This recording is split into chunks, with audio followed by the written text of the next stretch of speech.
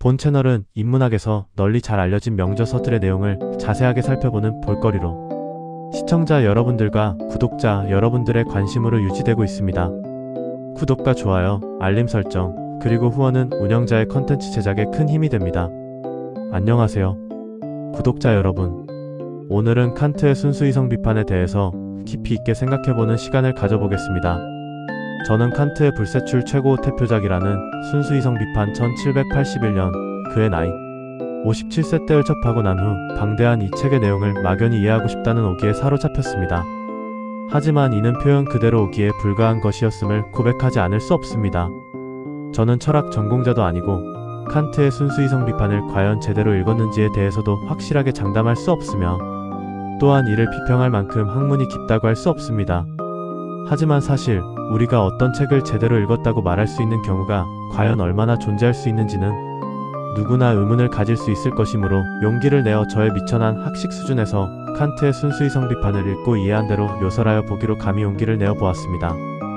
이번 컨텐츠를 기회로 구독자분들 뿐만 아니라 더 많은 분들이 독일의 자랑이자 국보인 칸트의 심오한 철학을 조금 더 이해할 수 계기가 되기를 바라면서 이제부터 순수이성 비판을 깊이 있게 살펴보도록 하겠습니다. 물론 학자가 아닌 통상 일반인의 관점에서 말이죠. 우선 칸트의 순수이성 비판은 인식의 문제로부터 논의를 시작합니다. 칸트에 따르면 우리의 인식은 절대로 우리의 경험을 넘어서 존재할 수가 없게 됩니다. 그러나 동시에 칸트는 우리의 인식이 선험적으로도 존재하며 언제나 경험으로부터만 귀납되는 것은 아니라고 말했습니다. 예를 들면 1+1은 이와 같은 수학적 진리가 경험만 가지고 인식되는 것은 아니라는 것입니다. 또한 우리 인식 가운데서 선험적인 부분은 논리만을 포괄하는 것이 아니며 논리에 의해 계산될 수 없고 논리로부터 연역될 수 없는 더 많은 것을 그 안에 포괄한다고 그는 보았습니다. 한편 칸트는 선험적 판단과 경험적 판단을 구분함과 동시에 분석적 판단과 종합적 판단을 구분했습니다. 분석적 판단이란 수로가 이미 주어 속에 포함되어 있는 판단을 말합니다. 다시 말해 KTX는 기차이다 또는 성적이 낮은 학생도 학생이다와 같은 명제는 수로가 이미 주어 속에 포함되어 있는 분석적 명제로서 그 문장 자체에서 이미 자신의 진리성을 명백히 입증합니다. 그러나 종합적 판단은 오로지 경험에만 근거하는 판단을 말합니다. 이를테면 초콜릿은 달다 같은 명제가 그 예입니다. 그러나 이런 경험적 판단만이 종합적 판단인 것은 아니며 종합적 판단 가운데는 선험적이면서도 종합적인 판단도 존재합니다. 예를 들어 수학에서의 수많은 정리들은 선험적이면서도 동시에 종합적인 판단이라는 것이 칸트의 설명입니다. 칸트에게 있어서 보다 중요한 판단은 물론 분석적인 판단이 아니라 종합적 판단이었습니다. 왜냐하면 분석적 판단은 이미 문장 자체에서 그 진리성이 입증되는 반면에 우리에게 새로운 진리를 전달해 주지는 못하기 때문입니다. 그에 반하여 종합적 판단은 어쨌거나 새로운 진리를 우리에게 전달해 주기 때문에 우리에게 분석적 판단보다 더 중요한 의미를 가질 수밖에 없게 됩니다. 하지만 종합적 판단 가운데서도 경험적, 종합적인 판단보다는 선험적, 종합적 판단이 칸트에게 있어서 더 중요했던 이유는 종합적 판단 가운데서도 경험적 판단은 새로운 진리를 전해주기는 하지만 포편타당성을 입증해주지는 못한다는 데 있습니다. 반면 선험적 판단은 새로운 진리를 전해주면서 포편타당성까지도 입증해주는 판단입니다. 이에 따라 칸트의 인식론적 연구작업은 선험적이고도 종합적인 판단의 가능성, 즉 포편타당하면서도 동시에 새로운 진리를 전달하는 판단의 가능성에 집중되었으며 칸트의 순수이성 비판은 이렇게 선험적이면서도 종합적인 판단이 어떻게 가능할 수 있는지를 설명한 것이었다고 볼 수 있겠습니다. 사실 그냥 소박하게 생각해 본다면 선험적인 것은 이 세상에 존재하지 않는다고 보는 게 옳을 수도 있습니다. 예를 들면 1+1은 이와 같은 수학적 진리의 경우만 해도 그렇습니다. 진주알 하나와 진주알 하나를 합치니까 진주알 둘이 되더라. 소 한 마리와 소 한 마리를 합치니까 소 두 마리가 되더라. 이런 경험들이 축적되다 보니까 인간들이 이것을 자연스럽게 일반화해서 1+1은 이라는 인식이 생겨나게 된 것이지 이것이 경험을 초월해서 선험적으로 인식된 것은 아니라고 우리는 말할 수 있게 되는 것입니다. 그러나 문제는 이렇게 경험만 갖고 생각을 하게 될 경우 포편타당한 진리를 발견할 수 없다는 데 있습니다. 따라서 칸트는 이를 위한 선험적인 어떤 것의 존재를 입증하기 위해 소위 코페르니쿠스적 전환 또는 전회이라 불리우는 시도를 감행하였습니다. 즉 외부 세계는 우리 감각의 단순한 재료일 뿐이고 우리 자신의 정신적인 어떤 장치들이 이러한 재료를 정리정돈함으로써만 외부 세계는 우리에게 인식될 수 있으므로 오직 이러한 정신작용에 의해서만 우리는 우리의 산만한 여러 경험들을 개념짓고 이해할 수가 있게 된다는 것입니다.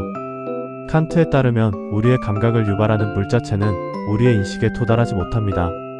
그러나 물 자체가 아닌 여러 물적 현상의 실체들은 시간이나 공간과 같은 우리 오성의 형식을 통해서 묘사될 수 있습니다. 그런 점에서 시간과 공간은 우리가 경험하는 모든 것들이 기하학이나 시간이론이 다루는 특징적인 표지들을 갖게끔 만들어주는 두 가지 중요한 형식이 된다고 합니다. 그 밖에도 칸트는 3단 논법을 통해서 12가지의 범주들을 도출해내는데 그것은 대략 아래와 같은 것들입니다. 양의 범주, 단일성, 다수성, 전체성, 질의 범주, 실제성, 부정, 제한, 관계의 범주, 실체, 원인, 상호성, 양상의 범주, 가능성, 현존, 필연성. 이러한 범주를 우리 인간은 우리의 정신적인 능력을 통해서 우리가 경험하는 모든 것에 적용하고 그로써 외부 세계를 인식하게 된다는 것이 칸트의 인식론입니다. 이로써 외부 세계가 우리의 인식을 만든다는 기존의 고정관념은 깨어지고 우리의 인식이 외부 세계를 만든다는 놀랄만한 결론에 다다르게 됩니다. 이어 칸트는 시간과 공간에 대하여 논의합니다. 칸트는 물 자체가 감각의 원인이고 자유로운 의사결정은 시공간에서 사건 경과의 원인이라고 말하며 시간과 공간의 선엄성에 대해 나름대로 열심히 증명을 하려 했습니다. 예를 들어 공간의 선엄성에 관해서는 나 자신이 내 바깥에 있는 어떤 것에 대한 일정한 감각들을 단순히 다양한 것이 아니라 다양한 장소에 있는 것으로 상상할 수 있기 위해서는 공간이라는 형식이 선엄적으로 기초가 되어야 한다는 것이 칸트의 증명입니다. 칸트는 경험 외의 영역에 대해서는 인식할 수 없다라고 주장하였습니다.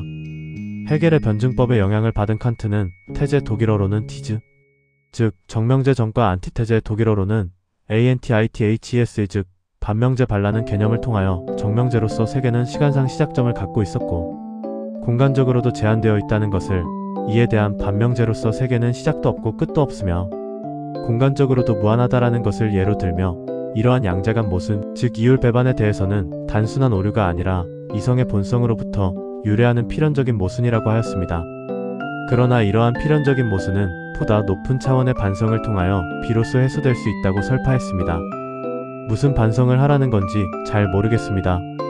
아무튼 나아가 칸트는 태제 즉 디즈전과 안티테제 즉 antiths 반 사이의 모순은 신태제 즉 synths의 한명제 함으로써 극복할 수 있다고 주장했는데 이는 칸트의 인식론 중 특히 손꼽을 수 있는 심오하고 난해한 부분이 아닐 수 없습니다. 또 칸트는 인식철학 뿐만 아니라 실천철학인 종교철학 신학, 도덕철학 윤리학에 걸친 논의를 전개하였습니다. 칸트는 종교 문제에 대해서 순수 이성을 통해 신의 존재를 증명하려 할 경우 존재론적인 시도와 우주론적인 시도 그리고 물리신학적인 시도가 있을 수 있다 하면서 그 모든 시도는 모두 부조리에 빠질 뿐이라고 주장했습니다. 예를 들어 페카르트 또는 스피노자처럼 존재론적으로 신을 증명하려 할 경우 기껏해야 신은 모든 수로의 주어로서 절대적인 존재에 속한다는 논리만이 나올 수 있는 것이지만 그 경우 과연 실존이라는 관념도 이러한 수로 속에 포함될 수 있을지는 의심스러워지기 때문입니다.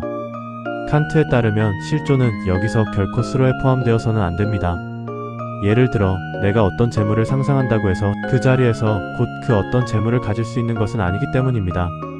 칸트에 따르면 신의 존재를 존재론적으로 입증하려 할 경우에도 우리가 순환 논리 내지 동어 반복에 빠지게 되는 것은 거의 필연적이라고 합니다. 즉 신은 실존한다. 왜? 신은 모든 수로의 주어이고 모든 수로에는 당연히 실존한다라는 의미가 포함되는 것이고 그러니까 신은 실존한다고 말할 수 있는 것이므로 따라서 신은 당연히 실존하는 것이다. 라는 식의 논증을 통한 증명 방법은 결코 올바른 증명 방법이 될 수 없다는 것입니다.